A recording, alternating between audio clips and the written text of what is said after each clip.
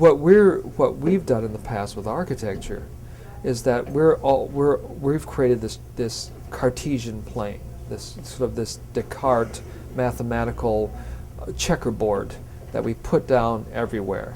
And so that makes everything very rank and file, cut and dried, and familiar.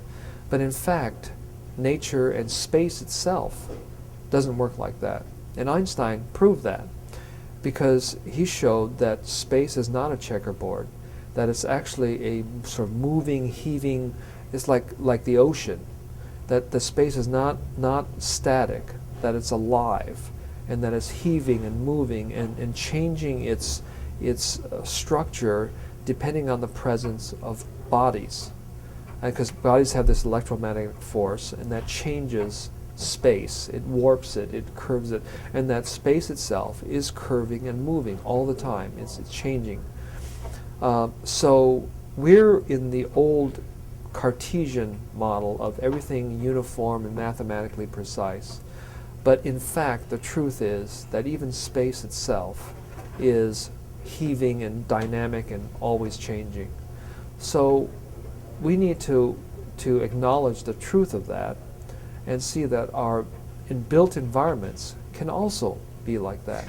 That there is this sense of disorderly order in nature. It's a wonderful thing. So that means that if we follow that example, that buildings would be moving, that they could actually open and close and expand and contract, and that our floors would be sort of undulating, heaving, curving planes that change all the time. Well, and you think about, okay, why are our bodies designed the way they are? Our bodies are perfect examples of how space really is. They're continuous, curving, changing, stretching, flexing, compressive organisms of space. And so we need to start thinking of space as that true way of existence, that space is actually a very dynamic thing. And so the spontaneity and the movement that's intrinsic to all things could be something that could be expressed architecturally and needs to be.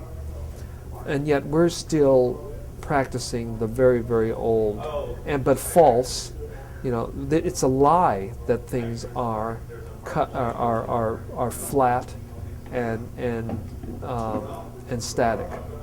That's an actual lie. So we're actually living a lie by living in these environments that are checkerboard and flat and static. So we need to reach for this new dimension of design and view of space that is the truth, that makes sense, and that really would revolutionize the whole way we experience space. Because you can imagine if suddenly every building were warping and heaving and curved, and it would be a whole different planet, really, of the built environment. And that really is the true way of nature, that approach to space and structure, of which we're still way, way behind, in fact, virtually completely ignorant of. So what would our physical environments look like if we were to really apply the lessons of nature? Well, they would look, I have to really be careful, because I want to say that we are not mimicking or copying nature, that there's a big difference between copying the forms of nature and understanding the principles of nature. And because a lot of people think my buildings are just, that's just that crazy guy that makes those buildings look like fish or bugs or birds. And it's not that at all. It's not taking the forms of nature and copying them. It's trying to understand how nature works and why, and then applying that principle to the environment. But the funny thing is that when you work with the same efficiency of nature and you're creating the most perfect, most effective, efficient structural forms, you start to become very close to nature, that things start to look like sea urchins and seashells and birds' nests and things like that. You can't get around it because nature has already arrived 5 billion years ago. So here you are trying to perfect the shape and form and materials and structure, and you're going to end up like nature. So I can't help it, because unless I say, okay, I'm not using these principles, I'm not trying to make the most efficient form, you're going to be very close to nature. And so things do look like that. And they will end up looking like seashells and termite nests and things. But and so that said, the way that things will look is they will become very much as if nature created them. So they will be colorful. It's something I haven't mentioned. Color and texture.